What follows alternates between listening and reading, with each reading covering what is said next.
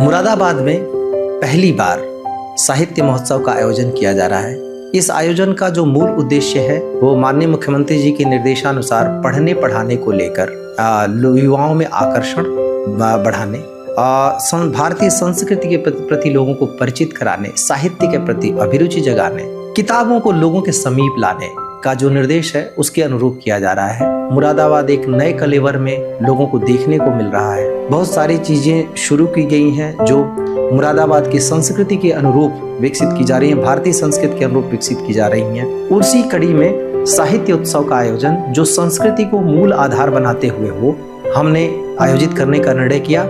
इसका आयोजन नगर निगम और जिला प्रशासन के साथ साथ उड़ीसा जो मंडल स्तर पर एक समिति ही गठित है, जो पहले पीतल नगरी महोत्सव समिति के नाम से हुआ करती थी, उसके सौजन्य से और पूर्वांचल वासी संस्था के सहयोग से इसका आयोजन किया जा रहा है। पुस्तकों के बड़े संसार के ऊपर बहुत कुछ यहाँ पे आयोजित किया जा रहा है जो भारतीय संस्कृति से जुड़ा हुआ है, लोगों के मनोरंजन के साथ साथ ज्ञानार्जन से जुड़ा हुआ है। 22 से लेकर 26 जनवरी तक इसका आयोजन किया जा रहा है। 22 जनवरी को जब इसका शुभारंभ होगा, 23 जनवरी को मां सरस्वती के पूजन का दिवस है और बसंतोत्सव की शुरुआत है। उसी के साथ साथ 24 को उत्तर प्रदेश दिवस है और 26 को गणतंत्र दिवस। इन सभी दिवसों के बीच में इस पूरे समारोह का ताना बाना इसलिए बुना गया है ताकि हमारे प्रदेश की, हमारे देश की संस्कृति से लोगों को वापस उसको याद दिलाते हुए और कुछ लोग जो नहीं जानते उनको परिचित कराते हुए कि उसमें भी वो जीवंतता है जो किसी भी पार्टी से ज्यादा बड़ी है, जो किसी भी उल्लास उत्सव से ज्यादा जीवंत है, उससे परिचित कराते हुए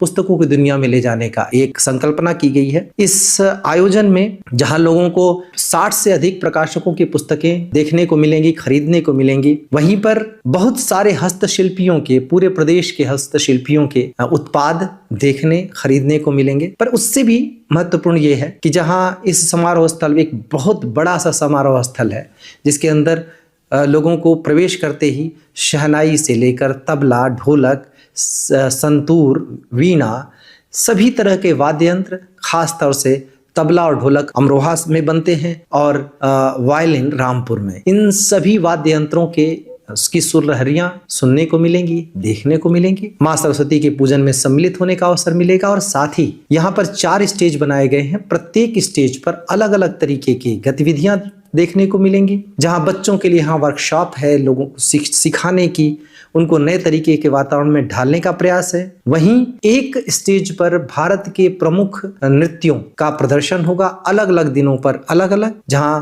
उत्तर प्रदेश दिवस के दिन जो 24 जनवरी को उत्तर प्रदेश के सभी लोक नृत्यों का पूरे दिन भर वहां प्रदर्शन होगा। वहीं 26 जनवरी को पूरे भारत के सभी नृत्यों का प्रदर्शन होगा और शेष दिवस में भी अलग अलग भारत के बहुविध रंग वहां देखने को मिलेंगे। वहां एक जो सबसे प्रमुख मंच है रामगंगा लॉन्च, जो यहाँ की रामगंगा नदी के नाम पर है, वहाँ पे विभिन्न विषयों पर परिचर्चाएं होंगी और यहाँ के प्रमुख साहित्यकार और गजलकार दुष्यंत कुमार के नाम पर दुष्यंत मंच पर सांस्कृतिक कार्यक्रम प्रस्तुत किए जाएंगे। इस पूरे कार्यक्रम में जहाँ हमने संस्कृति को आधार बनाया, वहीं पर मुरादाबाद की विशेषताओं को भी सम्मिलित किया है। फिदा हुसैन नरसी जो मुरादाबाद के थे और बरेली के पंडित राधे श्याम कथावाचक जिन्होंने कभी एक बहुत महत्वपूर्ण भूमिका निभाई थी पारसी थिएटर में, उस पारसी थिएटर का मंचन जहां लोगों को देखने को मिलेगा, जो शायद मुरादाबाद में बहुत दिनों बाद पहली बार होगा, सालों बाद। तो वहीं पर लोगों को डाकू सुल्ताना की नौटंकी भी देखने को मिलेगी। वो डाकू सुल्ताना जो नजीबाबाद का था और जिसने इस पूरे इलाके में कभी अपना वर्चस्व कायम किया था, उस डाकू सुल्ताना की नौटंकी जो कभी बहुत प्रसिद्ध हुआ करती थी, उसका लंबे समय बाद यहाँ मंचन होगा। पूरी उत्तर प्रदेश की विदेशिया जो भिखारी ठाकुर की कृति है उसके नाटक का मंचन होगा। यहाँ एक प्रसिद्ध जो कला है दास्तान गोई का प्रदर्शन होगा। बहुत सारे लोग शायद पहली बार दास्तान गोई सुनेंगे, जो कि जीवंत कर देती है किसी भी चित्रण को। साथ ही यहाँ की कव्वाली का भी प्रदर्शन होगा। इन सब के साथ साथ मुरादाबाद की रामलीला जो अपने आप में खास है, जो सभी रामलीलाओं से अलग है, उसका भी मंचन होगा। इन सारी प्रस्तुतियों के साथ साथ विभिन्न क्षेत्रों में बहुत बड़े बड़े लोग, जहां साहित्य की बहुत मजबूत स्तंभ गगन गिल जो साहित्य पुरस्कार विजेता है, साहित्य अकादमी पुरस्कार विजेता है, उनका आगमन होगा। ममता कालिया जो वरिष्ठ साहित्यकार है उनका आगमन होगा जो साहित्य के विषयों पर अपनी बात रखेंगे। तो सिनेमा पर अपनी बात रखने के लिए मधुर भंडारकर, गुलशन ग्रोवर और फिर एक सत्र में अनुषा रिजवी और मनोज जोशी आएंगे। यहाँ सांस्कृतिक संध्या में जहाँ सुखविंदर सिंह, सोना महापात्रा, मनोज तिवारी, नवाज देवबंदी से लेकर और बड़े बड़े शायर और कवि जहाँ उपस्थित होंगे, वहीं डॉक्टर कुमार विश्वास के साथ 26 जनवरी को अपने अपने राम के साथ इस महोत्सव को एक पराकाष्ठा पर लेकर जाएंगे। इनमें बच्चों के लिए स्टोरी टेलिंग होगी, अनीता भटनागर जैन के द्वारा किया जाएगा। तो वहीं बच्चों के लिए अलग अलग तरीके का वर्कशॉप होगा। और हाँ, यहाँ सुदर्शन पटनायक भी आ रहे हैं अपने सैंड आर्ट को लेकर। उस सैंड आर्ट के द्वारा यहाँ की भारत की संस्कृति, अपनी उस छवि को, अपनी जो कल्पना है उसको आकार देंगे।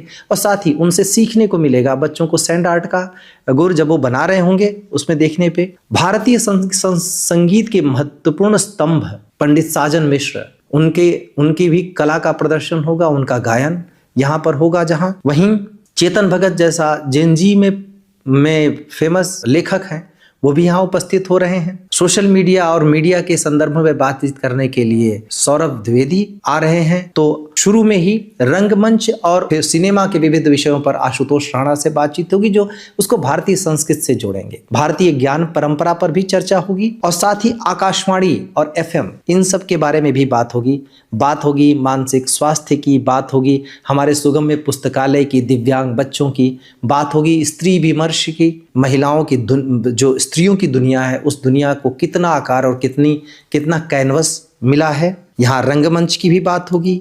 यहाँ पर विविध स्वरूप होंगे, उन सब के साथ साथ बच्चों के लिए खासतौर पे गेम जोन होगा।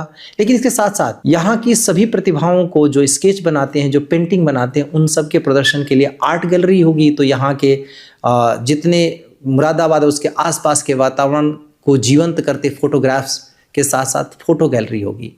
यहाँ बहुत सारे लोग अपनी कला को दिखाते नजर आएंगे आर्टिफैक्ट्स के थ्रू। एक तरीके से समग्रता में यहाँ भारतीय संस्कृति जीवंत होगी। यहाँ वैदिक विलेज होगा, जहाँ लोगों को बैलगाड़ी भी देखने को मिलेगी, जहाँ पुरानी चीजें जितनी भी हैं उन सब से लोगों को जोड़ा जाएगा। हॉट एयर बलून का आनंद लेने का भी अवसर मिलेगा। मुझे पूरा विश्वास है कि हम ये जो आयोजन कर रहे हैं उसमें भारतीय संस्कृति के बहुविध स्वरूपों से लोगों को जोड़ने के साथ साथ हम किताबों की दुनिया में जो उनको लेकर जाना चाहते हैं, पुस्तकों के संसार में लेके जाना चाहते हैं, वहाँ लेके जाएंगे। जो लोग यहाँ पे आएंगे वो चाहे किसी भी भाषा के हो, न तो यहाँ पर आने वाला प्रकाशक निराश होगा और न यहाँ पे जो पाठक है वो निराश होगा। इन दोनों के लिए ये मधुर स्मृति लंबे समय तक संजो के रखने वाली होगी। इसका हम पूरा प्रयास कर रहे हैं। इस पहचान का हिस्सा बनिए, इस आयोजन का हिस्सा बनिए, पुस्तकों की दुनिया में विचरण करिए, भारतीय संस्कृति की दुनिया में विचरण करिए। और मुझे पूरा विश्वास है कि जब इस आयोजन में आप 22 से 26 जनवरी के बीच आएंगे तो आपको एक नई अनुभूति, एक सुखद एहसास, एक नई सीख लेकर आप यहाँ से जाएंगे। ये रंग आपके पूरे वर्ष आपके दिलो दिमाग में ताज़ा रहेगा, तब तक जब तक अगले आयोजन में फिर से आप शामिल होने के लिए ना आए।